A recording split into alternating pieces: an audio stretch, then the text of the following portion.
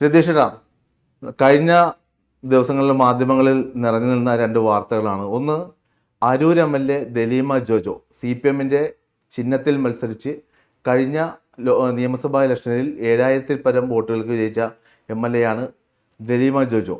ദലീമ ജോജോ ജമാഅത്തെ ഇസ്ലാമി സംസ്ഥാന അമീർ P. മുജീബ് റഹ്മാൻ്റെ ഉള്ള വേദിയിൽ ഒരു പരിപാടിയിൽ പങ്കെടുത്തു. കനിവ് എന്ന് പറയുന്ന ചാരിറ്റി പരിപാടിയാണെന്നാണ് ദലീമ പറയുന്നത്. എന്നാൽ അത് ജമാഅത്തെ ഇസ്ലാമിയുടെ കീഴിൽ പ്രവർത്തിക്കുന്ന വടുതല, പ്രത്യേകിച്ച് എൻ്റെ നാടാണ് ആലപ്പുഴ ജില്ലയിലെ വടുതല എന്ന് പറഞ്ഞ പ്രദേശിക്കുന്ന കനിവ് എന്ന് പറഞ്ഞ സംഘടനയാണ്. ആ പരിപാടിയിൽ ജമാഅത്തെ ഇസ്ലാമിയുടെ വേദിയിലാണ്, ജമാഅത്തെ ഇസ്ലാമി അമീർ ഇരിക്കുന്ന വേദിയിലാണ് ദലീമ പാട്ട് പാടുകയും പ്രസംഗങ്ങളും നടത്തിയ ആ പരിപാടിയിൽ പങ്കെടുത്തത്. ഒന്നത്. രണ്ട്, മന്ത്രി V. അബ്ദുറഹ്മാൻ LDF-ൻ്റെ സ്വതന്ത്രനാണ്. സംസ്ഥാനത്തെ മലബാറിൽ നിന്നുള്ള ഒരു മന്ത്രിയാണ്. അദ്ദേഹം ജമാഅത്തെ ഇസ്ലാമിയുടെ സെൻട്രൽ ദേശീയ തലത്തിൽ ജമാഅത്തെ ഇസ്ലാമി ജനറൽ സെക്രട്ടറിയായ T. ആരിഫ് അലി, അദ്ദേഹം മുമ്പ് സംസ്ഥാന അമീറായിരുന്നു. T. ആരിഫ് അലിയും നിലവിൽ സംസ്ഥാന ഷൂറയിലുള്ള ഷെയ്ഖ് മുഹമ്മദ് കാരക്കുന്നും പങ്കെടുത്ത പരിപാടിയിലും പങ്കെടുത്തു. അത് വലിയ വിവാദമായിട്ടുണ്ട് മാധ്യമങ്ങളെല്ലാം. അത് ഇന്നലെയും കഴിഞ്ഞ ദിവസങ്ങളിലൊക്കെ നമ്മുടെ മലയാളത്തിലെ ചാനലുകളും ഇന്നിപ്പോൾ പത്രങ്ങളും വലിയ പ്രാധാന്യത്തോടെ പ്രസിദ്ധീകരിച്ചിട്ടുണ്ട്. ജമാഅത്തെ ഇസ്ലാമിക്കെതിരെ കഴിഞ്ഞ കുറേ നാളുകളായിട്ട് CPM നേതാക്കൾ രൂക്ഷമായ പ്രതികരണങ്ങൾ, മതരാഷ്ട്രവാദം, ഹുക്കൂമത്തെ ഇലാഹി, പിന്നെ AK ബാലൻ്റെ പ്രസ്താവന വന്നു, കഴിഞ്ഞ സജി ചെറിയാൻ്റെ പ്രസ്താവന വന്നു. അപ്പോൾ ഈ ഒരു സംഭവത്തെ ഇത്തരത്തിൽ CPM-ൻ്റെ ഒരു ഇരട്ടത്താപ്പായിട്ട് നമുക്കിതിനെ വ്യാഖ്യാനിക്കാൻ കഴിയില്ലേ? ഒരിക്കലുമില്ല. അതാണ് ആദ്യത്തെ മറുപടി. ഇപ്പം ഈ പറയുന്ന താങ്കൾ പറഞ്ഞിട്ടുള്ള ആളുകൾ ആരൊക്കെയാണ് നമുക്കൊന്ന് പരിശോധിക്കാം. ഇപ്പം അബ്ദുറഹ്മാൻ എന്താണ് CPM-ആയിട്ട് ബന്ധം? അദ്ദേഹം മറ്റേ സ്വതന്ത്രനല്ലേ? CPM പിന്തുണക്കുന്ന സ്വതന്ത്ര ആയിക്കോട്ടെ, മന്ത്രിയല്ലേ? അതായത് അദ്ദേഹം LDF എന്ന് പറയുന്ന മുന്നണിയിലെ പ്രബല കക്ഷിയായ CPM-ഉം അതുപോലെ തന്നെ CPM പരസ്യമായി ജമാഅത്ത് ഇസ്ലാമി പോലത്തെ ഒരു സംഘടന ഭീകര സംഘടനയാണ്. അവർക്ക് അബുൽ-കലാം മൗദൂദിയുടെ ആശയങ്ങൾ പ്രചരിപ്പിക്കുന്നു. ഹുക്കൂമത്തെ ഇലാഹിയാണ്, ഇക്കാമത്തുദ്ദീനാണ്, അതായത് മതരാഷ്ട്രമാണ്, ഇസ്ലാമിക ദീനാണ്, ഇസ്ലാമിക വ്യവസ്ഥ ഇവിടെ നടപ്പാക്കണമെന്ന് അവർ ആഹ്വാനം ചെയ്യുന്ന സംഘടനയാണെന്ന് പറയുന്നു. ഒന്നത്. ദലീമ ജോജോ ആരാണ്? CPM-ന്റെ MLA ആണ്. അരുവാൾ ചുറ്റിക്കാൻ പറയാന്നേ, ഈ പറയുന്ന താങ്കൾ പറഞ്ഞ കാര്യങ്ങളൊക്കെ നമുക്കറിയാം. പക്ഷെ V. അബ്ദുറഹ്മാൻ എന്ന് പറയുന്ന ഒരാളുടെ രാഷ്ട്രീയ ബോധം എന്താണെന്ന് വെച്ചാൽ അയാൾ യഥാർത്ഥത്തിൽ CPM-ൽ ഒരു മെമ്പറല്ല. അയാളെ CPM സ്വതന്ത്രനായി മത്സരിച്ച് അവിടെ നിന്ന് ജയിപ്പിക്കുകയും അതിനുശേഷം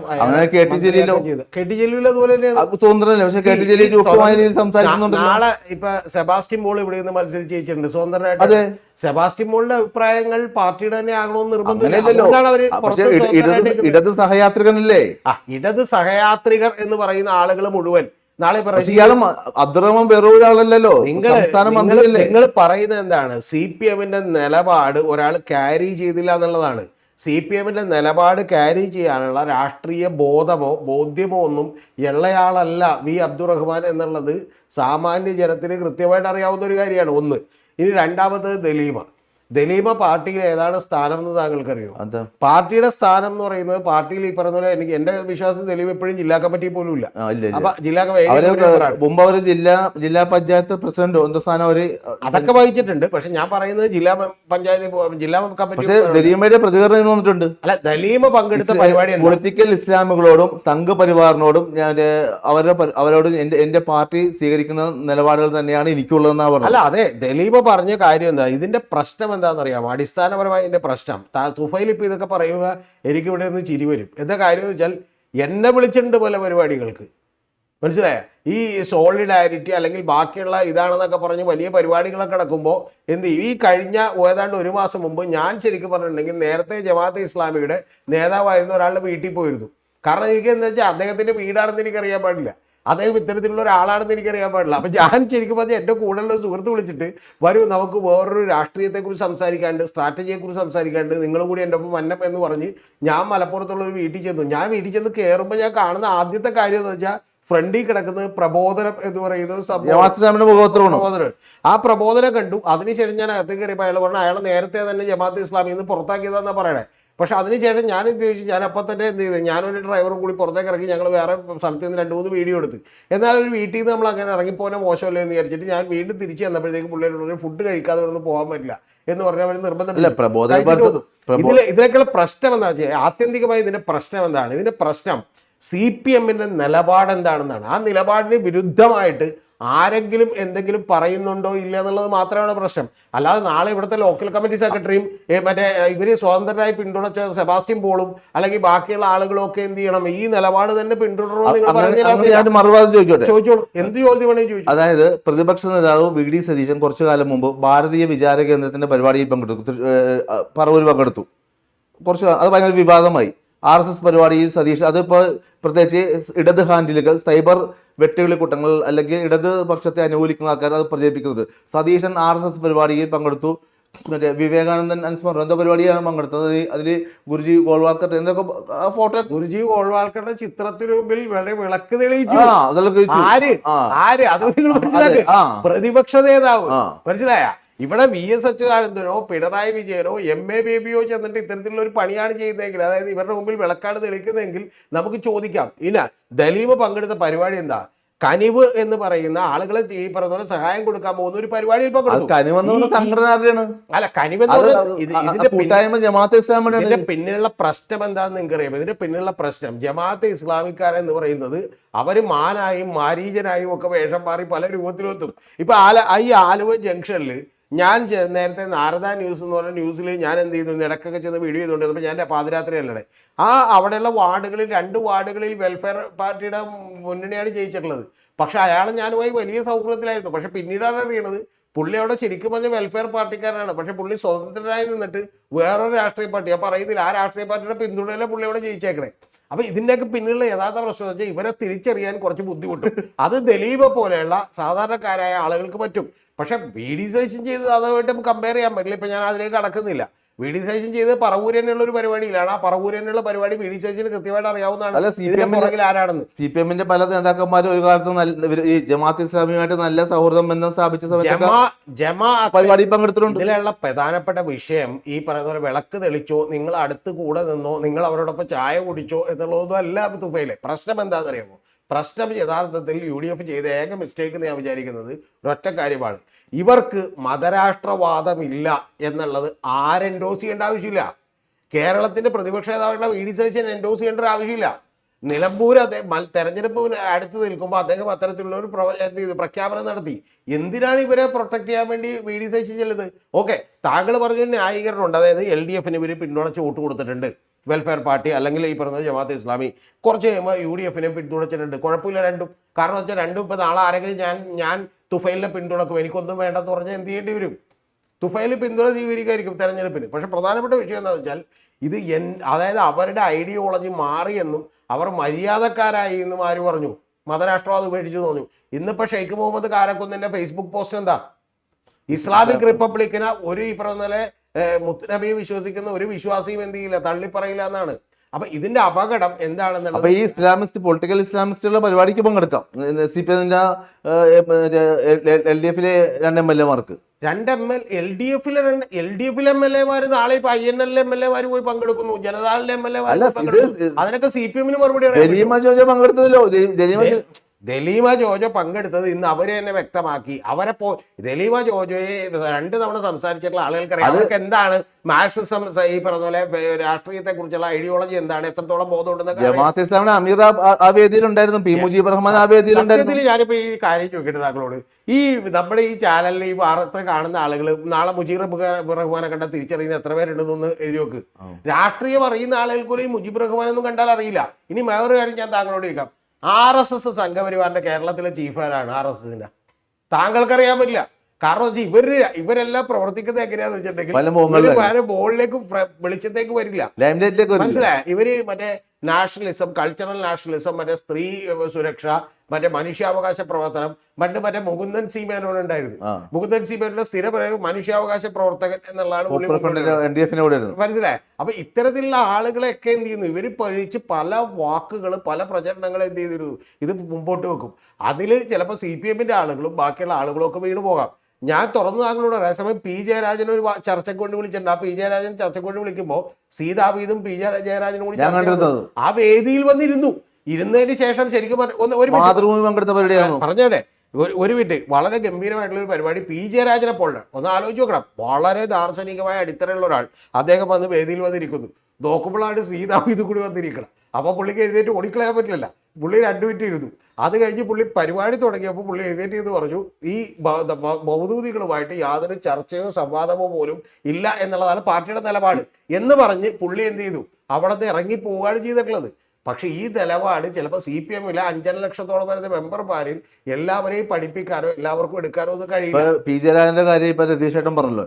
ഈ പി ജയരാജൻ TK അബ്ദുള്ള എന്ന് പറയുന്ന ജമാഅത്ത് ഇസ്ലാമിയുടെ മുമ്പത്തെ അമീറുണ്ട്. അദ്ദേഹം മരിച്ചുപോയി. അദ്ദേഹത്തിന്റെ മകനാണ് TK ഫാറൂഖ്. ഇപ്പൊ അദ്ദേഹമാണ് ജമാഅത്ത് ഇസ്ലാമിയുടെ general secretary, Kerala general secretary. അപ്പോൾ ഈ TK ഫാറൂഖിന്റെ വീട്ടിൽ, അതായത് TK അബ്ദുള്ളയുടെ വീട്ടിൽ സന്ദർശനത്തിന് പോയിട്ടുണ്ട്. അവർ മണിക്കൂറുകളോളം ചെലവഴിച്ചിട്ടുണ്ട് ഈ പറഞ്ഞ പി ജയരാജൻ. അല്ല നാളെ എൻ്റെ അഭിപ്രായം ഞാൻ പറയാം തുഫൈലിനോട്. നാളെ ഇപ്പൊ തുഫൈല് ഒരു എന്താണെന്ന് എനിക്കറിയാൻ പാടില്ല. തുഫൈൽ നാളെ ജമാഅത്തെ ഇസ്ലാമിയാണോ RSS ആണോ സംഘപരിവാറാണോ എന്ന് എനിക്കറിയില്ല.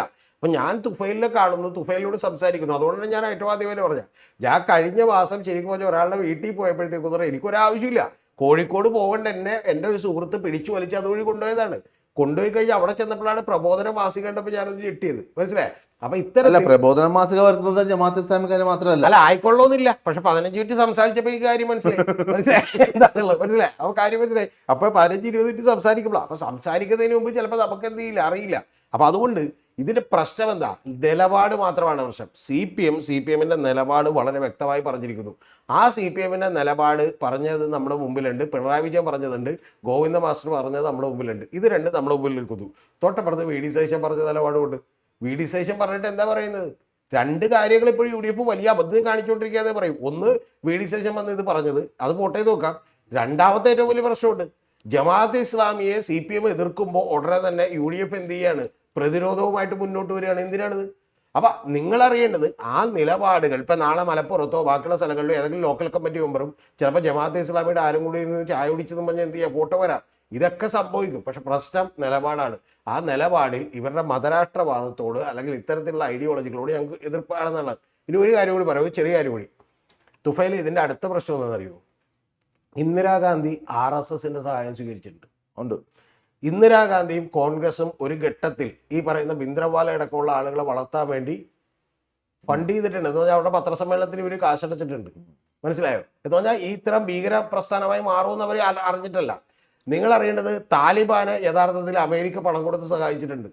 ഇതിൻ്റെയൊക്കെ പ്രശ്നം എവിടെയാണെന്ന് വെച്ചാൽ, ചെറിയ കക്ഷിയായിരിക്കും, ഇവർ വലിയ ത്രട്ടല്ലെന്ന് വിചാരിച്ച് കുറേ ആളുകൾ എന്ത് ചെയ്യും, ഇവർ കുഴപ്പമില്ല എന്ന് വിചാരിച്ചിട്ട് എന്ത് ചെയ്യും, ഇവരുടെ കയ്യിൽ നിന്ന് 10-50 വോട്ട് അടിക്കില്ല, അത് കിട്ടട്ടെ എന്ന് വിചാരിച്ച് ഇവരെന്ത് അഡ്ജസ്റ്റ് ചെയ്യും. അങ്ങനെയൊക്കെയുള്ള പല അഡ്ജസ്റ്റ്മെന്റുകളും നേരത്തെ നടന്നുണ്ടാവും. പക്ഷെ ഇപ്പോഴുള്ള പ്രധാന പ്രശ്നം എന്ന് വെച്ചാൽ, യഥാർത്ഥത്തിൽ വെൽഫെയർ പാർട്ടിയുടെ വോട്ട് എന്ന് പറയുന്നത് 0.3% ആണ്. ഇപ്പൊ ഈ അരൂർ മണ്ഡലം ഉണ്ടല്ലോ, ഇപ്പൊ ദലീമ മത്സരിക്കുന്ന അരൂർ മണ്ഡലത്തിൽ 500 വോട്ട് പോലും ഇല്ല. അല്ല, 500 ഇവർക്ക് വോട്ട്. പക്ഷെ പ്രധാനപ്പെട്ട വിഷയമാണ്, അതാണ് ഞാൻ പറഞ്ഞില്ല. ശരിക്കും കേരളത്തിൽ ഇവർക്ക് 0.33% ഉള്ളൂ. അതായത് 1%-ന്റെ 1/3 വോട്ടേ ഇവർക്ക് എന്തുള്ളൂ.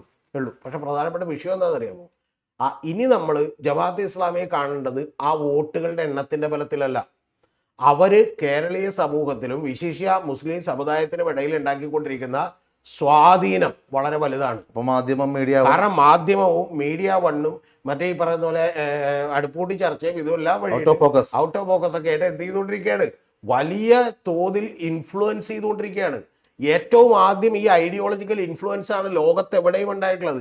അത് കഴിഞ്ഞ് 1%, 2%, 3% ഒക്കെ ആയി കഴിയുമ്പോഴത്തേക്കുമാണ് ഇവരുടെ തനി സ്വഭാവം പുറത്തേക്ക് എന്ത് ചെയ്യുന്നത്, എടുക്കുന്നത്. മനസ്സിലായോ? അപ്പൊ അത്തരത്തിൽ മതരാഷ്ട്രവാദം വേണമെന്ന് പറയും. ഇന്ന് തന്നെ ഷെയ്ഖ് മുഹമ്മദ് കാരക്കുന്നിന്റെ ഫേസ്ബുക്ക് പോസ്റ്റ് ഉണ്ട്. എന്താണെന്നറിയാമോ?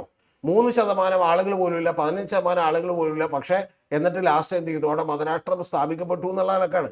അപ്പൊ അതേപോലെയുള്ള പ്രവർത്തനങ്ങൾ ഇന്ത്യയിൽ നടക്കുന്നു. ഇതിന്റെ പ്രശ്നം അപകടം എവിടെയെന്ന് വെച്ചാൽ, ഇവര് ഈ ന്യൂനപക്ഷമല്ല, ഇത് കുറവല്ല എന്ന് വിചാരിച്ച് ഇവർ സംഘടിക്കുമ്പോൾ പറ്റുന്ന അടുത്ത അപകടം എന്താണെന്നറിയാമോ? ഇതേ പേസിലോ ഇതിനേക്കാൾ വലിയ പേസിലോ ഭൂരിപക്ഷ വർഗീയത അപ്പുറത്ത് വളരും. മനസ്സിലായ? ഇന്ത്യയുടെ ചരിത്രം എടുത്ത് പരിശോധിക്കുമ്പോൾ ഞാൻ എക്കാലത്തും പറഞ്ഞിരുന്നതാണ്, അത് ഈ കഴിഞ്ഞ 2024 CPM തിരുത്തിയത്. കോൺഗ്രസിനും CPM-നും പറ്റിയ ഏക പ്രശ്നമെന്ന് ഞാൻ വിചാരിക്കുന്ന ഒരൊറ്റ കാര്യമാണ്. അതെന്താണെന്ന് വെച്ചാൽ, ഭൂരിപക്ഷ വർഗീയതയെ എതിർക്കുമ്പോൾ അവർ ന്യൂനപക്ഷ വർഗീയതയോട് ഒരു സോഫ്റ്റ് ആയിട്ടുള്ള സമീപനം എടുത്തു. പാടില്ലായിരുന്നു. ഇത് രണ്ടിനെയും ഒരുപോലെ എതിർക്കപ്പെട്ടാലേ എന്ത് ചെയ്യാൻ പറ്റൂ, നിലനിൽക്കാൻ പറ്റൂ. അല്ലെങ്കിൽ നമ്മൾ ഒന്നിന്റെ സൈഡാണെന്ന് വിചാരിച്ച് മറ്റേ സൈഡ് എന്ത് ചെയ്യും, സ്ട്രോങ് ആവും. ആ സ്ട്രോങ് ആകുന്നതിന്റെ അപകടമാണ് കേരളത്തിലടക്കം ഇന്ത്യയിലടക്കം നടന്നുകൊണ്ടിരുന്നത്. ഇപ്പൊ എന്താണെന്നറിയാം രതീഷേട്ടാ, ഞാൻ ഈ വിഷയം എടുക്കാനുള്ള കാരണം നമ്മൾ കഴിഞ്ഞ ദിവസവും രതീഷേട്ടനുമായിട്ട് ഈ വിഷയം നമ്മൾ ചർച്ച ചെയ്തു, ജമാഅത്തെ ഇസ്ലാമി വിഷയങ്ങളൊക്കെ. കഴിഞ്ഞ കുറച്ച് ദിവസങ്ങൾക്ക് മുമ്പാണ് AK ബാലൻ വിവാദ പ്രസ്താവന നടത്തുന്നത്. അതായത് UDF അധികാരത്തിൽ വന്നാൽ ജമാഅത്തെ ഇസ്ലാമി ആയിരിക്കും ആഭ്യന്തര വകുപ്പ് കൈകാര്യം ചെയ്യുന്നതെന്ന് പറഞ്ഞു. പിന്നെ അദ്ദേഹം പറയുകയുണ്ടായി ജമാഅത്തെ ഇസ്ലാമിക്കാരെ അയാൾക്കെതിരെ വക്കീൽ നോട്ടീസ് അയച്ച കാര്യം പറഞ്ഞു.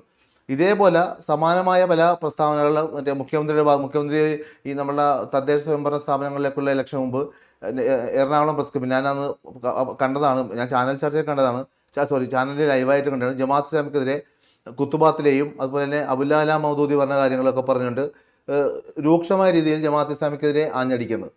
അതുപോലെ അങ്ങനെ പല നേതാക്കൾ എം വി ഗോവിന്ദൻ മാസ്റ്റർ പറഞ്ഞിട്ടുണ്ട്. അതുപോലെ വേറെ ദിവസമുണ്ട് ഈ നമ്മുടെ നിലമ്പൂർ ഇലക്ഷൻ്റെ തലേദിവസമാണോ തൊട്ട് മുമ്പത്തെ ദിവസമാണ് അഭിലാഷ് മോഹൻ, മാതൃഭൂമി ന്യൂസിലെ അഭിലാഷ് മോഹന് കൊടുത്ത ഇൻ്റർവ്യൂവിന് ഈ ഞങ്ങൾ RSSൻ്റെയും BJPയുടെയും പിന്തുണ സ്വീകരിച്ച കാര്യം എം വി ഗോവിന്ദൻ മാഷ് പറയുന്നുണ്ട്. അപ്പോൾ ഈ ജമാഅത്ത് ഇസ്ലാമിക്കെതിരെ ഇത്തരത്തിലുള്ള രൂക്ഷമായ പ്രതികരണങ്ങളും മറ്റും CPM എന്ന് പറഞ്ഞ പാർട്ടി നടത്തുമ്പോൾ ആ പാർട്ടിയിലെ ഒരു MLA ജമാഅത്ത് ഇസ്ലാമിയിൽ സംഘടിപ്പിക്കുന്ന ജമാഅത്ത് കീഴിലുള്ള കനിവ് എന്ന് പറഞ്ഞ ഒരു ചാരിറ്റി പരിപാടിയിലൊക്കെ പങ്കെടുക്കുമ്പോൾ അതൊരു നെഗറ്റീവ് ഇമ്പാക്റ്റ് പ്രത്യേകിച്ച് ഉണ്ടാവും. പ്രത്യേകിച്ച് സോഷ്യൽ മീഡിയയിൽ നമ്മൾ കഴിഞ്ഞ ദിവസം പറഞ്ഞു സോഷ്യൽ മീഡിയ ഒരു ട്രെൻഡ് സെറ്റ് ചെയ്യാൻ പോവുകയാണ് ഈ ഇലക്ഷനിൽ എന്ന് പറഞ്ഞു. അപ്പോൾ അത് മാത്രമല്ല, പിന്നെ സ്വാഭാവികമായിട്ടും മാധ്യമം ഇന്നലെ വൈകിട്ട് എല്ലാ മലയാളത്തിലെ മുഖ്യധാര ചാനലിലൊക്കെ ഭയങ്കര വാർത്തയായിരുന്നു, ഹെഡ്ലൈൻ വാർത്തയായിരുന്നു. ഞാൻ ഇന്നലെ കണ്ടത് ഒരു ആശുപത്രിയിൽ നിന്നിട്ടാണ് കണ്ടത്. ഏഷ്യാനെറ്റ് കണ്ടു നോക്കുമ്പോൾ മനോരമയിൽ പോകുന്നുണ്ട് ആ വാർത്ത, മാതൃഭൂമിയിൽ പോകുന്നുണ്ട്, അങ്ങനെ 24-ൽ പോകുന്നുണ്ട്, റിപ്പോർട്ടറിൽ പോകുന്നുണ്ട്. അപ്പോൾ ഒരു CPM-ന് ഡാമേജ് അല്ലേ സത്യത്തിൽ ഉണ്ടാക്കുന്നത്. ഇതിന്റെ പ്രശ്നം എന്താണെന്ന് വെച്ചിട്ടുണ്ടെങ്കിൽ ഈ പറയുന്ന പോലെ കാള പറ്റൂ എന്ന് കേൾക്കുമ്പോൾ കയറെടുക്കുന്ന ആളുകളാണ് മാധ്യമപ്രവർത്തകർ, പ്രത്യേകിച്ച് നമ്മുടെ ഇപ്പോഴുള്ള ആളുകൾ. അതിൻ്റെ പ്രശ്നം എന്താണെന്ന് വെച്ചാൽ 24 മണിക്കൂർ ഈ സാധനം എങ്ങനെയെങ്കിലും ഓടിച്ചിട്ട് വേണം. അതുകൊണ്ട് വാർത്തയില്ലെങ്കിൽ എനിക്ക് പലപ്പോഴും പേടിയാകാറുണ്ട് ഇനി ഇവരാരെങ്കിലും കുത്തിക്കൊല്ലും അത് വാർത്തയില്ലെങ്കിൽ. കാരണം എന്ന് വെച്ചാൽ പ്രമുഖമായിട്ടുള്ളൊരു ചാനലിൽ വർക്ക് ചെയ്തുകൊണ്ടിരുന്ന ഒരാൾ തന്നെ എന്നോട് പറഞ്ഞാൽ അദ്ദേഹം ക്രൈമാണ് റിപ്പോർട്ട് ചെയ്തുകൊണ്ടിരുന്നത്. അപ്പോൾ അവിടെ നിന്ന് വിളിച്ച് കൊടുക്കത്തെ പ്രഷറാണെന്ന് പറയണം. കാരണം എന്താ വെച്ചിട്ടുണ്ടെങ്കിൽ ഈ ക്രൈം വാർത്ത എവിടെയെന്ന് ചോദിച്ചിട്ട് അപ്പോൾ പുള്ളി ചോദിക്കണത് ഇനി എനിക്കാരെങ്കിലും ഞാൻ തന്നെ ആരെങ്കിലും കുത്തിക്കൊന്നിട്ട് റിപ്പോർട്ട് ചെയ്യേണ്ടി വരുമോ. വേറെ കഥ കൂടി ഉണ്ട്. ഏഷ്യാനെറ്റ് ന്യൂസിലെ FIR എന്ന് പറഞ്ഞ പരിപാടി ഉണ്ടല്ലോ, ആ പരിപാടിയുടെ അവതാരകരുടെ പേര് ഞാൻ പറയുന്നില്ല.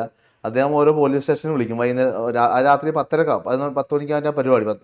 ഒരു 3 മണിയാകുമ്പോൾ സാർ ഇന്ന് കൊലപാതകം വല്ലതും ഉണ്ടോ, ഇന്ന് വല്ല കത്തിക്കുത്തുണ്ടോ, പീഡനം വല്ലതും ഉണ്ടോ സാർ, ഇതാണ് ചോദിക്കുന്നത്. അല്ല, ഇത് താങ്കൾക്ക് വളരെ നന്നായിട്ട് അറിയാവുന്ന ഒരു മാധ്യമത്തിൽ നിന്നാണ്. കാരണം പുള്ളി ഇവിടെ താമസിച്ചുകൊണ്ടിരുന്ന പുള്ളി പറഞ്ഞ വലിയ പ്രശ്നമാണ്. അപ്പോൾ അതുകൊണ്ട് എന്താ വെച്ചാൽ വാർത്ത വേണം എന്ന് പറഞ്ഞപ്പോൾ, അതായത് സെൻസേഷണൽ ആയിട്ടുള്ള, അതുപോലെ തന്നെ ഏറ്റവും വലിയ കാര്യം ബ്രേക്കിംഗ് ആയിട്ടുള്ള എക്സ്ക്ലൂസീവ് ആയിട്ടുള്ള വാർത്ത വേണമെന്ന് പറയുന്നത്. ഇതിൽ ക്രൈമിൽ എങ്ങനെ എക്സ്ക്ലൂസീവ് വാർത്ത വരണം? ഒരാളൊരാളെ കുത്തിക്കൊന്ന വേറെ ചാനലുകളൊന്നും റിപ്പോർട്ട് ചെയ്യാതെ ഇവൻ തന്നെ റിപ്പോർട്ട് ചെയ്യാൻ പറ്റും? അപ്പോൾ അത് നടക്കില്ല. ഞാൻ പറയാം അവിടെ പ്രശ്നം എന്താണെന്ന് വെച്ചാൽ അഭിലാഷ് മോഹൻ്റെ കാര്യം താങ്കൾ പറഞ്ഞു. ഈ അഭിലാഷ് മോഹനായിട്ടുള്ള ചർച്ചയിൽ ഗോവിന്ദ മാസ്റ്റർ പറഞ്ഞ വാചകം എന്താണെന്ന് നിങ്ങൾക്ക് ഓർമ്മയില്ല. ഗോവിന്ദ മാസ്റ്റർ പറഞ്ഞത് RSSന് വോട്ട് മേടിച്ചിട്ടുണ്ട് എന്ന് പറഞ്ഞാൽ അതിൻ്റെ അർത്ഥം യഥാർത്ഥത്തിൽ ഇവിടുത്തെ മാധ്യമപ്രവർത്തകരിൽ പകുതി പേർക്ക് ഇതിൻ്റെ വെളിവില്ലാത്തതുകൊണ്ട് അറിയാൻ പാടില്ല, ബാക്കി പകുതി പേർക്ക് അറിഞ്ഞിട്ടൊന്നും മിണ്ടാതിരിക്കണേ. എന്താ പ്രശ്നം എന്താ?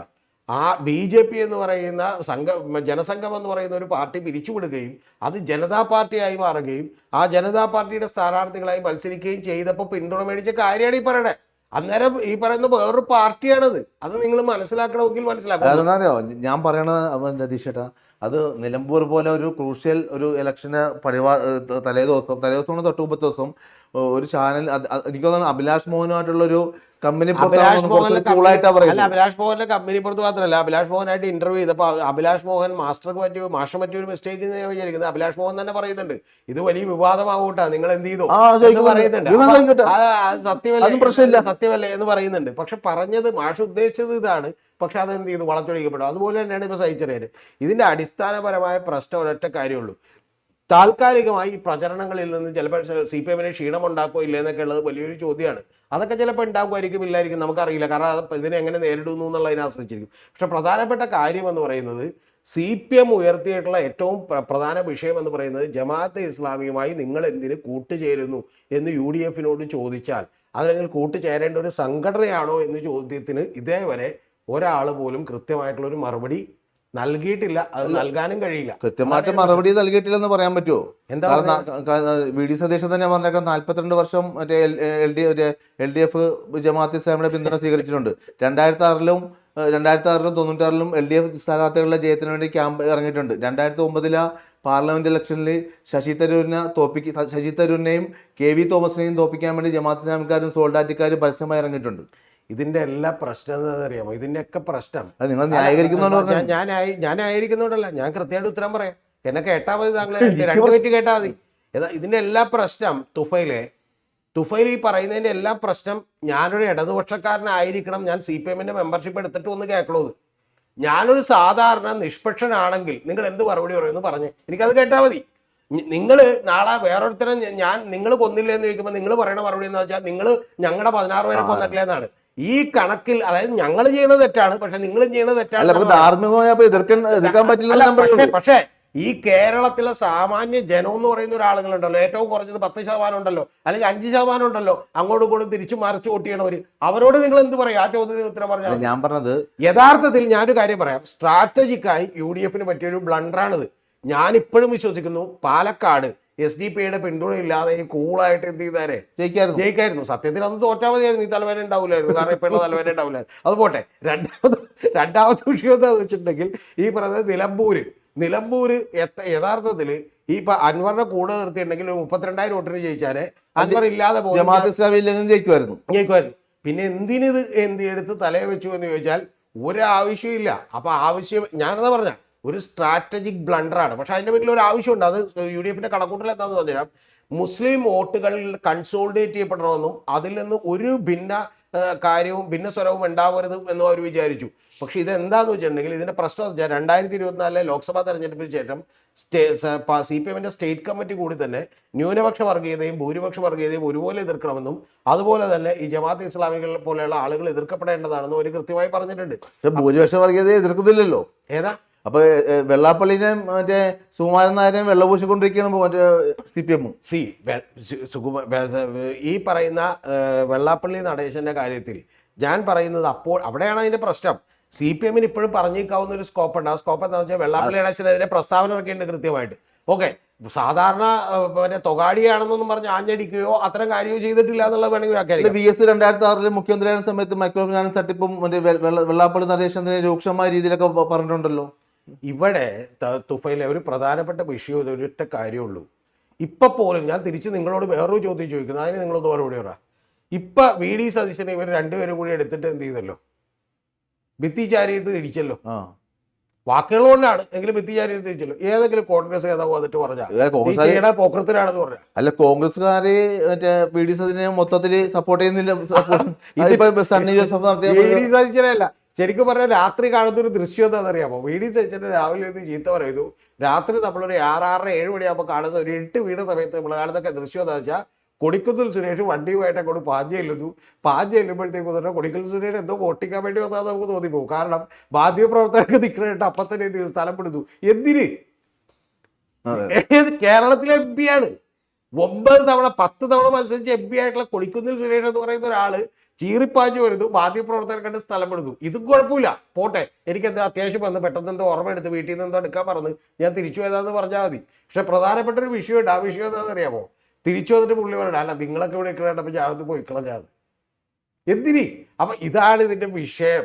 അതുകൊണ്ട് CPM-ന് യഥാർത്ഥത്തിൽ ഇത് തുഫൈൽ വിചാരിക്കുന്ന പോലെയല്ല. ഇനി സ്ട്രാറ്റജിക്കലായി ഞാൻ പറഞ്ഞാൽ CPM-ന് ഇത് ഗുണമുണ്ടാകാൻ പോണ എന്താന്ന് പറഞ്ഞുതരാം. ഒരു പ്രധാനപ്പെട്ട കാര്യം കൂടെ പറഞ്ഞുതരാം.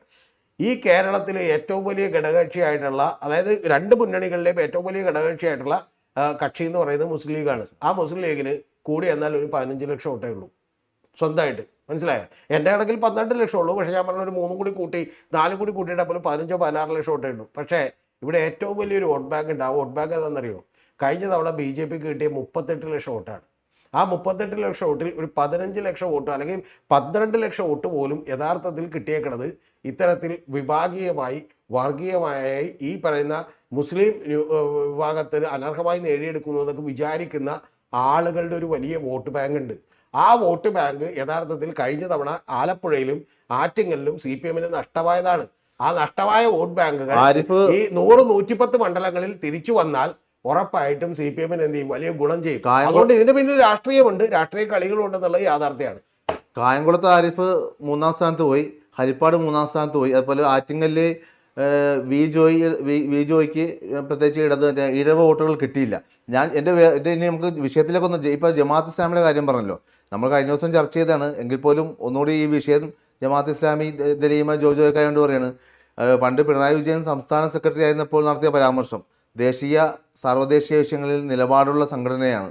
അതുപോലെ ഞങ്ങൾ ഹിറാ സെൻറ്ററിൽ പോയി ചർച്ച നടത്തിയിട്ടുണ്ട്, ആലപ്പുഴ ഗസ്റ്റ് ഹൗസിൽ ചർച്ച നടത്തിയിട്ടുണ്ട്. അതൊക്കെ അദ്ദേഹം സമ്മതിക്കുന്നുണ്ട്. പിന്നെ CPM-ൻ്റെ മുഖപത്രമായ ദേശാഭിമാനി ജമാഅത്ത് ഇസ്ലാമിയെ പ്രകീർത്തിച്ചുകൊണ്ട് മുഖപ്രസംഗം വരെ എഴുതിയിട്ടുണ്ട്. തുഫൈലെ, ഞാനും തുഫൈലിന്റെ വീട്ടിൽ നിന്ന് ചായ കുടിച്ചിട്ടുണ്ട്, തുഫൈലിനോട് ഞാൻ ചർച്ച നടത്തിയിട്ടുണ്ട് എന്ന് പറയുന്നത് പോലെയല്ല ഞാൻ പറയുന്നത്. ഐഡിയോളജിയെ ഞാൻ എൻഡോഴ്സ് ചെയ്യുന്നു. വേണ്ട, നമ്മൾ അവര് തമ്മിൽ എന്താ സംസാരിച്ചെന്ന് നമുക്ക് അറിയില്ലല്ലോ. ഒരു ഇലക്ഷൻ കാലത്ത് അങ്ങനെ സതീശൻ കഴിഞ്ഞ ആഴ്ച ഇവിടെ സീറോ മലബാർ സഭ പുരോഹിതനെ കാണാൻ പോയല്ലോ, ഒരാഴ്ചക്ക് മുമ്പ് സിനഡിൽ പോയി. ആ കുഴപ്പമില്ല, അവരിപ്പോ ഒന്ന് പുള്ളി രാത്രി ഫുഡ് കഴിച്ചിട്ട് വന്നു, ഇവിടെ ആരും ഒന്നും പറഞ്ഞില്ല. മാധ്യമങ്ങളിൽ വാർത്ത വന്നിട്ടുണ്ടാവും, ഇവിടെയുള്ള ജനങ്ങൾ ഈ പറയുന്ന പോലെ താൻ പോകാൻ പാടില്ലായിരുന്നു എന്ന് പറഞ്ഞോ? ഇല്ല, ആകെ ആ പോകാൻ പാടില്ല, പോയതിൽ പോലും കുഴപ്പമില്ലെന്ന് വിചാരിക്കുന്ന ഒരാളാണ്. പക്ഷെ ആകെ പറ്റിപ്പോയ ഒരു കാര്യം, സമുദായ സംഘടനകളുടെ തിണ്ണ നിരക്കാൻ പോകരുത്, അല്ലെങ്കിൽ അവരിയ്ക്കാൻ പറയുമ്പോൾ കിടക്കരുത് എന്ന് പറഞ്ഞതിന് ശേഷം പോയതിനെയാണ് സുകുമാരൻ നായരൊക്കെ വിമർശിച്ചത്. മനസ്സിലായി? അല്ലെങ്കിൽ ആരും വിമർശിക്കില്ല. ഇവിടെ നാട്ടിൽ ആരെയൊക്കെ കാണുന്നു, നമ്മൾ വിമർശിക്കുന്നുണ്ടോ? എന്തിനേറെ പറയുന്നു, സതീശനും പിണറായി വിജയനും തമ്മിൽ കാണുന്നില്ലേ, ഈ പറയുന്ന പോലെ രാജീവ് ചന്ദ്രശേഖറുമായിട്ട് കാണുന്നില്ലേ? അതിനൊന്നും വിമർശിക്കില്ല. ഒരു പ്രധാനപ്പെട്ട വിഷയമേ ഉള്ളൂ. ആ വിഷയം ജമാഅത്തെ ഇസ്ലാമി അവരുടെ ഈ പറയുന്ന പോലെ എന്ത് ചെയ്തിരിക്കുന്നു, മതരാഷ്ട്രവാദം ഉപേക്ഷിച്ചിരിക്കുന്നു എന്ന് പറയുന്ന സ്റ്റേറ്റ്മെന്റ് ഒരു ഹിസ്റ്റോറിക്കൽ ബ്ലണ്ടറാണ് UDF-നെ സംബന്ധിച്ചോളം. സ്ട്രാറ്റജിക്കലി തെക്കൻ ജില്ലകളിൽ മുഴുവൻ, അതായത് തുറന്നു പറഞ്ഞിട്ടുണ്ടെങ്കിൽ എറണാകുളം കഴിഞ്ഞ് ആലപ്പുഴ മുതൽ തിരുവനന്തപുരം വരെയുള്ള ജില്ലകളിൽ അത് വലിയ തോതിൽ തിരിച്ചടി ഉണ്ടാകും എന്നുള്ളത് സ്ട്രാറ്റജിക്കലി ഇവരെന്ത് ചെയ്തു, മറന്നുപോയി. ഒന്ന്. ഇനി രണ്ടാമത്തത്, ജമാഅത്തെ ഇസ്ലാമി ഇല്ലെങ്കിലും ഉണ്ടെങ്കിലും ജമാഅത്തെ ഇസ്ലാമിയെ സംബന്ധിച്ചിടത്തോളം ഉറപ്പായും മുസ്ലിം ലീഗ് കൂടി ഉള്ളത് കൊണ്ടിട്ട് മുസ്ലിം സമുദായത്തിൻ്റെ ഒരു കൺസോൾട്ടേഷൻ അവർക്ക് അനുകൂലമായി ഉണ്ടാക്കാൻ കഴിയുമായിരുന്നു. അതാണ് ഇതിൻ്റെ പ്രധാനപ്പെട്ട കാര്യം. ഇനി മൂന്നാമതൊരു കാര്യം കൂടി പറയാം, അതില്ലാതെ ഇത് പൂർണ്ണമില്ല. ചില മാധ്യമപ്രവർത്തകരൊക്കെ പറഞ്ഞുകൊണ്ടിരിക്കുന്നത് എന്താണെന്നറിയാം, എനിക്ക് വളരെ ഇഷ്ടപ്പെട്ട സ്നേഹമുള്ള ഒരുപാട് മാധ്യമപ്രവർത്തകർ പറയുന്നത് ജമാഅത്തെ ഇസ്ലാമി അല്ല, അവർ ആ സൈഡിൽ കൂടി എന്തെങ്കിലുമൊക്കെ ചെയ്ത് പൊക്കോട്ടെ എന്നാണ്. അങ്ങനെയല്ല. ഏറ്റവും ആദ്യം RSS ഇതുപോലെ തന്നെയായിരുന്നു, ജമാഅത്തെ ഇസ്ലാമി ഇപ്പം അതുപോലെ തന്നെയാണ്. അവർ പല പേരുകളിൽ പല ഈ പറഞ്ഞ പോലെ പല പരിപാടികളിൽ പല ഈ പറഞ്ഞ പോലെ ചാരിറ്റിയുടെ മറവിൽ, അതുപോലെ തന്നെ പല സന്നദ്ധ പ്രവർത്തനങ്ങളുടെ മറവിലൊക്കെ തന്നെ അവർ പല രീതിയിലും ജനങ്ങളുമായിട്ട് കണക്റ്റഡ് ആയിക്കൊണ്ടിരിക്കുകയാണ്. അത് ഈ കേരളത്തിന് വലിയ അപകടമാണ് ചെയ്യുക. അതുകൊണ്ടാണ് ഞാൻ നേരത്തെ ഒരു വീഡിയോ പറഞ്ഞിട്ടുണ്ട്, താലിബാനിൽ 75,000 പേരെ താലിബാൻകാരുള്ള അഫ്ഗാനിസ്ഥാനിൽ, പക്ഷെ അതിനേക്കാൾ കൂടുതൽ ആളുകൾ ഇവിടെ ഉണ്ടെന്ന് പറഞ്ഞാൽ. അതായത് അതുകൊണ്ടാണ് നാഷണൽ ഇന്റർനാഷണൽ നടക്കുന്ന പ്രശ്നങ്ങളിലെല്ലാം ഇവിടുത്തെ വലിയ വികാരം ഉണ്ടാക്കുന്ന ലെവലിലേക്ക് നമ്മുടെ ജനത്തെ എത്തിച്ചതവരാണ്. അതുകൊണ്ട് അവരൊരു ഭീഷണിയാണ്. ഒരു കാര്യം കൂടി, ഈ പ്രളയം വന്നപ്പോൾ ഏറ്റവും കൂടുതൽ വീടുകളിൽ ക്ലീൻ ചെയ്യാൻ പോയത് ആരാന്നറിയാം? SDPക്കാരും ജമാഅത്തെ ഇസ്ലാമിക്കാരും. എന്താ മനസ്സിലായി? ഈ പല ഡബ്ല്യുമാരും ഉണ്ടാവും. ഈ അറിയാം. ഞാൻ പറഞ്ഞത് ഈ സത്യം പറഞ്ഞ ഇത്തരത്തിലുള്ള പേരുകളൊന്നും ജനത്തിന് എന്ത് ചെയ്യാൻ പാടുള്ളത് അറിയില്ല. ഞാൻ തന്നെ ആലുവയിൽ, ഞാൻ പറഞ്ഞില്ലേ, ഈ നാരദ മാത്യു സാമൂലിന്റെ വീട്ടിൽ പോയിട്ട് ഞാൻ ഇടയ്ക്ക് ഇറങ്ങി വരുമ്പോഴത്തേക്കും ഞാൻ രാത്രി വണ്ടി നിർത്തിയിട്ട് ഞാൻ പോസ്റ്റർ വായിക്കും. അതായത് വുമൺസ് ഇമാൻസിപ്പേഷൻ, വിമോചനം, ഇങ്ങനെയൊക്കെ ആയിരിക്കും. എല്ലാം കഴിഞ്ഞ് ലാസ്റ്റ് ഇത് ഫോട്ടോ എടുത്തിട്ട് പോലും ഞാൻ, എന്നിട്ട് ഞാൻ പിറ്റേ ദിവസം വന്ന് അന്വേഷിക്കുമ്പോഴാണ് ഇത് യഥാർത്ഥത്തിൽ ആരുടെയാണെന്ന് അറിയണത്. അതിനു മുമ്പ് ഇത് കേട്ടാലുണ്ടല്ലോ ഭയങ്കര പുരോഗമനപരമായിട്ടുള്ള സെമിനാറുകളാന്ന് വിചാരിക്കും. ഈ സെബാസ്റ്റ്യൻ മോളിലെ മകൻ ഒരു തവണ പറഞ്ഞിട്ടുണ്ട്, എന്റെ വീട്ടില് മാധ്യമം പത്രം വന്ന് കിടക്കുമ്പോൾ ഞാൻ വിചാരിച്ചിട്ടുണ്ട് എത്ര ഗംഭീര പത്രമാണെന്ന് വിചാരിച്ചിട്ടുണ്ട്. പിന്നെ വീട്ടിലേക്ക് ഈന്തപ്പഴവും ഡേറ്റ്സും ഒക്കെ വരുമ്പോഴത്തേക്കും കാഷ്യൂട്ടൊക്കെ വരുമ്പോഴത്തേക്കും എത്ര ഗംഭീരമാണെന്ന് വിചാരിച്ചിട്ടുണ്ട്. പക്ഷെ പിന്നീടാണ് മനസ്സിലായത് ഇത് ഈ പറയുന്ന ആളുകൾ എന്ത് ചെയ്യുന്നതാണ്. പക്ഷെ സെബാസ്റ്റ്യൻ മോൾ ഇപ്പോഴും അവരെ പരിപാടിക്ക് പോകാറുണ്ട്. സെബാസ്റ്റ്യൻ മോളിൽ പോകാന്നേ. ഇനി CPM-നും വേണമെങ്കിൽ പോകാം. CPM പറഞ്ഞാൽ മതി, ഞങ്ങളുടെ നിലപാട് പറയട്ടെ, ഞങ്ങൾ പോകുമെന്ന് പറഞ്ഞാൽ മതി. അതിനെന്താ പ്രശ്നം? ഇപ്പൊ കഴിഞ്ഞ ദിവസം VD ക്ലിയർ ചെയ്ത പോലെ ക്ലിയർ ചെയ്താൽ മതി. ഇതേ എല്ലാ ആളുകളോടും ഞാൻ സംസാരിക്കും, പക്ഷെ ഒറ്റ കാര്യമുള്ളൂ, അവര് ഇരിക്കാൻ പറയുമ്പോൾ ഇരുന്നാൽ മതി, നമ്മൾ കിടക്കരുത് എന്നുള്ളതാണ്. ഇത് ആദ്യം തന്നെ കോൺഗ്രസ്സുകാരെ പഠിപ്പിച്ചാൽ മതി, വേറെ ആരെയും പഠിപ്പിക്കണ്ട. ബാക്കി ആരും ഇരിക്കാൻ പറയുമ്പോൾ എന്ത് ചെയ്തില്ല, പിണറായി വിജയനൊന്നും ഇരിക്കാൻ പറയുമ്പോൾ എന്ത് ചെയ്തില്ല, കിടക്കുന്നില്ലെന്ന് മാത്രമല്ല, പിണറായി വിജയനെ കാണാനായിട്ട് കേരളത്തിലെ സാമുദായിക നേതാക്കന്മാർ, ഞാനിപ്പോൾ പേര് പറയുന്നില്ല, പലരും 1.5 മണിക്കൂർ 2 മണിക്കൂർ വെയിറ്റ് ചെയ്തത് എനിക്കറിയാം. മനസ്സിലായി? അതേസമയം കോൺഗ്രസിന്റെ ഭരണോട് വരണമെങ്കിൽ എന്താ സമുദായ നേതാക്കന്മാർ വിളിച്ചാൽ മതി, ഹലോ നേരെ ഇങ്ങോട്ട് പോരുന്നു പറഞ്ഞാൽ അപ്പം തന്നെ എന്ത് ചെയ്യും, അവരുടെ സ്ഥലത്ത് നിന്ന് കാണും. ഒന്ന് ആലോചിച്ച് നോക്ക്, പ്രതിപക്ഷ നേതാവിനെ പറയാൻ പാടില്ലാത്ത രീതിയിലുള്ള മോശപ്പെട്ട കാര്യങ്ങൾ മുഴുവൻ പറഞ്ഞതിന് ശേഷം അന്ന് രാത്രി ഏതാണ് കേരളത്തിന്റെ ഒരു MP നേരെ പാഞ്ഞങ്ങാട് ചെല്ലണേ ചെന്നതും കുഴപ്പമില്ല, നേരെ എന്ത് ചെയ്ത് കൊടുക്കുന്നത്. പിന്നെ ഒരാൾ എന്ത് ചെയ്യില്ല, ഇവർക്കെതിരെ ഒരു വിമർശനം ഉന്നയിക്കില്ല. രണ്ടാംകിട നേതാക്കന്മാർ ഉന്നയിക്കും, ഇലക്ഷനിൽ മത്സരിക്കുമ്പോൾ ഒരാൾ പോലും വിമർശനം ഉന്നയിക്കില്ല.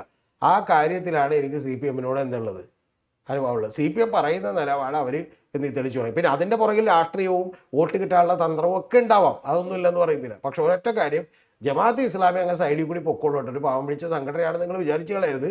വലിയ തോതിലുള്ള ആശയപ്രചരണമാണ് നടത്തിക്കൊണ്ടിരിക്കുന്നത്. ആ പ്രചരണം യഥാർത്ഥത്തിൽ ഏറ്റവും ഗുണകരമാകുന്ന ആർക്കാണെന്ന് വെച്ചാൽ RSS-നും അതിന്റെ ഒരു ആശയപ്രചരണവും സന്നദ്ധ പരിപാടിയാണ് ഈ പറഞ്ഞ കനിവ് ഇപ്പൊ ദലീമ പങ്കെടുത്ത പരിപാടി. പല ഇതൊക്കെ കേൾക്കുമ്പോ എന്തായിരിക്കും, പുറമെ ഇവരെന്തായിരിക്കും മറ്റേ ദലീമക്ക് വീഴ്ച, ദലീമക്ക് ഇത് അബദ്ധം അമളി പറ്റിപ്പോയി. ദലീമയുടെ ഇത് CPM-ന്റെ കൂടി വലിയൊരു വീഴ്ചയുണ്ട്. ആ CPM-ന്റെ വീഴ്ച എന്താണെന്ന് വെച്ചാൽ CPM-ന്റെ ലോക്കൽ കമ്മിറ്റി CPM-ന്റെ ലോക്കൽ കമ്മിറ്റി മെമ്പർമാർക്കോ ഏരിയ കമ്മിറ്റി മെമ്പർമാർക്കോ ദലീമയെ പോലെയുള്ള നേതാക്കന്മാർക്കോ ഒന്നും ഈ വൈരുദ്ധ്യാത്മക ഭൗതികവാദോ ഡയലക്ട്രിക്കൽ മെറ്റീരിയലിസമോ CPM-ന്റെ ഈ പറഞ്ഞ ആശയഗതികളോ CPM എടുത്തിട്ടുള്ള നിലപാടുകളോ ജമാഅത്ത് ഇസ്ലാമി എന്താണെന്നുള്ളതിനെ കുറിച്ച് ഒന്നും യാതൊരു ധാരണയില്ല. ഇപ്പൊ അബു ആല മൗദൂദിന്റെ നേതൃത്വത്തിൽ ഈ പറഞ്ഞ പോലെ മറ്റേ ലാഹോറിലെ പാർക്കിൽ വെച്ചിട്ട് ഇത് ഉണ്ടാകുന്നത് എങ്ങനെയാണെന്നോ ഇവരുടെ ഐഡിയോളജി എന്താണെന്നോ ഇതിന് യഥാർത്ഥത്തിൽ ഇപ്പൊ സത്യം ഞാൻ പറയാലോ, ഈ മാടായിപ്പാറ എന്ന് പറഞ്ഞാൽ കണ്ണൂരിലെ പാറയിലേക്ക് ഒരു 10-30 പേരെ ജാഥ നടത്തി. ശരിക്കും പറഞ്ഞാൽ അവിടെയുള്ള മഹാഭൂരിപക്ഷം പറഞ്ഞ മനുഷ്യരോട് ഞാൻ സംസാരിച്ച, ഞാൻ ആ സമയത്ത് കണ്ണൂരുണ്ട് അതിന്റെ ആഴ്ചകളിൽ. അപ്പൊ സംസാരിച്ചപ്പോൾ അവർ പറഞ്ഞു എന്തൊക്കെയോ മുദ്രാക്കി വിളിച്ചു പോലെ നമുക്കറിയില്ല എന്ന് പറഞ്ഞു. കാരണം ആർക്കും ഒരു കുഴപ്പമായിട്ട് തോന്നുന്നില്ല. ഇനി കണ്ണൂർ എയർപോർട്ടിലേക്ക് ഇവരെന്ത് ചെയ്തു, മറ്റേ ആരെയോ വെച്ച് എന്ത് ചെയ്തു, മറ്റേ സൈദ് കുത്തപ്പിന്റെയൊക്കെ ഫോട്ടോ വെച്ച് പ്രകടനം നടത്തിയപ്പോൾ നമുക്കാർക്കും വലിയ കുഴപ്പം തോന്നില്ല. അവിടെയുള്ള ആളുകൾക്ക് എന്താണെന്നറിയാമോ, ഇനി തുറന്ന് താങ്കളോട് പറയാം, ഒരു മാധ്യമപ്രവർത്തകന് വലിയ കുഴപ്പം തോന്നില്ല. കാരണം ഇത് ആരാണെന്ന് ചോദിച്ചാൽ ആര് സൈദ് കുത്തപ്പ് ആരാണ് അതൊന്നും അറിയാൻ പറ്റില്ല ഈജിപ്തില്ല. അപ്പൊ അതുകൊണ്ട് ഇതൊക്കെ അറിയാൻ പാടില്ലാത്ത നിരവധി ആളുകളുണ്ട്. പക്ഷെ CPM-നെ പോലെ മാത്രമല്ല ഹസനുൽ ബന്ന, ഞാൻ പേരൊക്കെ പറയാൻ പോയി അവരുടെ എല്ലാവരുടെയും ഫോട്ടോ വെച്ചിരുന്നു. ഏത് ഹസനുൽ ബന്നയൊക്കെ എവിടെ കേരളത്തിൽ സമരം ചെയ്യുന്നതിന് വെക്കുന്ന ആളുകളാണ് ആര്, കരിപ്പൂരില് കരിപ്പൂർ എയർപോർട്ടിലേക്ക് സമരം ചെയ്യുമ്പോൾ വെക്കുന്നതാണ് ആര്, ഹസനുൽ ബന്ന, സയ്യിദ് കുത്തപ്പ്, അബു അല മൗദൂദി, ഇവരുടെയൊക്കെ ഫോട്ടോ. ഇവരൊക്കെ എന്താ പറഞ്ഞുകൊണ്ടിരുന്നത്, എന്താ പൊളിറ്റിക്കൽ ഇസ്ലാം. ഇവരിപ്പോഴും പറയുന്ന വാചകം എന്നറിയാം, ഇപ്പോഴും ഇവർ പറയുന്ന വാചകം അനുസരിച്ച് താങ്കൾ മുസ്ലിം അല്ല, ഇവിടെയുള്ള മഹാഭൂരിപക്ഷം പേരും മുസ്ലിം അല്ല. എന്നാ വെച്ചാൽ ഇവർ പറയുന്നത് ദൈവരാജ്യത്തിന് വേണ്ടി നിങ്ങൾ പരിശ്രമിക്കാതിരുന്നാൽ നിങ്ങൾ എന്ത് ചെയ്യാൻ പാടില്ലെന്നാണ്, ജിഹാദ് ചെയ്യണമെന്നാണ്. അപ്പൊ ഇതൊക്കെ ഈ പറഞ്ഞ നമ്മൾ പിന്നെ കൂടുതൽ പറയുമ്പോഴത്തേക്കും എന്ത് ചെയ്യും, കൂടുതൽ മോശം. അതുകൊണ്ടാണ് വിളിച്ച് നിർത്തിയത്. യഥാർത്ഥത്തിൽ ഈ ഞാൻ എൻ്റെ ചാനലിൽ ഞാനൊരു പോസ്റ്റ് ഇട്ടിരുന്നു. ആ പോസ്റ്റ് ഇട്ടിട്ട് ഞാൻ ശരിക്കും അതിനെക്കുറിച്ച് വീഡിയോ ചെയ്തില്ല. ആ പോസ്റ്റ് എന്താണെന്ന് താങ്കൾ ഇപ്പോൾ എടുത്തു നോക്കിയാലും കാണാം, മാസങ്ങൾക്ക് മുമ്പ് ഇട്ട പോസ്റ്റാണ്. കാരണം ജമാഅത്ത് ഇസ്ലാമി എന്താണ്, ഈ പറയുന്ന ഉത്ഭവം എങ്ങനെയാണ്, അവരുടെ ഡീറ്റെയിൽസ് എന്താണെന്ന് പറഞ്ഞാൽ ഞാൻ വീഡിയോ ചെയ്യാമെന്ന് പറഞ്ഞ് പോസ്റ്റ് ഇട്ടതാ. ഞാൻ പിന്നെ എന്ത് ചെയ്തിട്ടുണ്ടെന്ന് ചോദിച്ചു. അത് എന്താ കാര്യം വെച്ചാൽ ചെയ്യേണ്ടത് എന്താന്ന് ചെയ്യാതിരുന്നപ്പോൾ ആളുകൾ മുഴുവൻ വിചാരിച്ചു പറഞ്ഞിട്ട് ചെയ്തില്ലല്ലോ എന്നാണ്. ചെയ്യാതിരുന്നതിൻ്റെ കാര്യം എന്ന് വെച്ചാൽ അതിനുള്ളിൽ ഈ പറയുന്ന പോലെ ഒരുപാട് കാര്യങ്ങൾ നമ്മൾ ഡീറ്റെയിലിംഗ് ആയിട്ട് എന്ത് ചെയ്യേണ്ടി വരും, ഒരു 2 എപ്പിസോഡ് എടുത്ത് പറയേണ്ടി വരും. ആ എപ്പിസോഡ് എടുത്ത് പറയുമ്പോൾ ഈ പറയുന്ന പോലെ മതവും മതഗ്രന്ഥവും ബാക്കിയുള്ള കാര്യങ്ങളൊക്കെ അതിനകത്ത് എന്ത് ചെയ്യേണ്ടി വരും, ഉദ്ധരിക്കേണ്ടി വരും. ഞാൻ ശരിക്കും ഭീകരമായ എഫേർട്ട് ഇട്ടിട്ടും ഞാൻ എന്ത് ചെയ്യേണ്ടെന്ന് വെച്ചു, വേണ്ടെന്ന് വെച്ചു. കാരണം എന്ന് വെച്ചാൽ ഞാൻ കൂടി കൂടുതൽ മുഖാരം ഇനി ഒരു 50 പേര് കൂടി ഇത് എന്ത് ചെയ്യണ്ട അറിയണ്ട. പക്ഷേ ഇപ്പം ചെയ്യണം അടുത്തവണ. കാരണം ഇത് ഇപ്പോൾ വലിയ വിഷയമായിട്ട് വരുമ്പോഴത്തേക്കും എന്ത് ചെയ്തേ പറ്റൂ, അപ്പോൾ അതുകൊണ്ടാണ് യഥാർത്ഥത്തിൽ കഴിഞ്ഞോടെ AK ബാലൻ വന്നിട്ട് പോലും പറഞ്ഞു. പിന്നെ ഇതിൻ്റെ ഉള്ളിൽ ഒരു കാര്യം കൂടി പറയാം, ഇതൊരു CPM-ന്റെ ഒരു രാഷ്ട്രീയ പദ്ധതി ഇതിൻ്റെ അകത്തുണ്ട്. കാരണം എന്ന് വെച്ചിട്ടുണ്ടെങ്കിൽ ഇത്തരത്തിൽ എന്താണെങ്കിലും മുസ്ലിം വോട്ട് ബാങ്കുകൾ അപ്പുറത്തേക്ക് കൺസോളിഡേറ്റ് ചെയ്യപ്പെടുമെങ്കിൽ ഇപ്പുറത്തുള്ള വോട്ടുകൾ എന്ത് ചെയ്യട്ടെ, അതൊക്കെ ശരിയല്ലേ. പക്ഷേ യാഥാർത്ഥ്യം പറയാതിരിക്കാൻ വയ്യ.